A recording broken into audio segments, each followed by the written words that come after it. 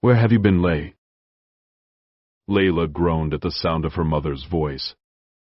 Dressed in a sapphire blue dress that complemented her beautiful blue eyes, her blonde mother exuded grace as always. Because mermaids could live as long as 500 years, her mother at 70 years of age had a flawless youthful skin with no aging lines. I was out by the Medians, mother. The Medians, her mother gasped. Disapproval was written all over her face. Why do you insist on staying away from society? The Medians is a good place to think and practice my art, mother. Art, art. The queen let out a controlled breath. One would think you were doing beautiful hearing you talk about art. Queen Lycoia raised her hands in a peacemaking gesture. I don't want to go into that now. Have you packed for the festival? Layla winced. No, Ha! Queen Lycoia turned on her heel and walked away with her head held high in a straight back. She turned once to Layla and said, Do whatever you want, Lay, and she was gone. Layla hurriedly packed her jeweled breast cups. She packed her golden hilt dagger, her bow and arrows, her jeweled combs, and a few poisoned darts.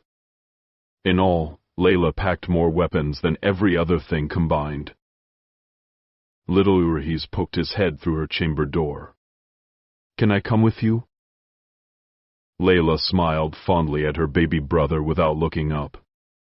The Festival of the White Waters is for warriors, Urhis came in and sat on her water bed. He cradled his face in his hands. I don't want to be a warrior. I want to be an artist, but I love the art portrayed in the Festival of the White Waters. I could be inspired to write a song or sketch a portrait. Layla looked at him. You've never been to one, she said, so how can you love the art portrayed? She rolled her eyes at him. He flopped eagle spread on the bed. The king has told me stories. He flipped over on his stomach, and I've seen drawings. Layla tied her sack and eyed her beautiful brother. She leaned over towards him and ruffled his hair. I'll take you when you learn to hold a dagger properly. Ugh, Urhis groaned.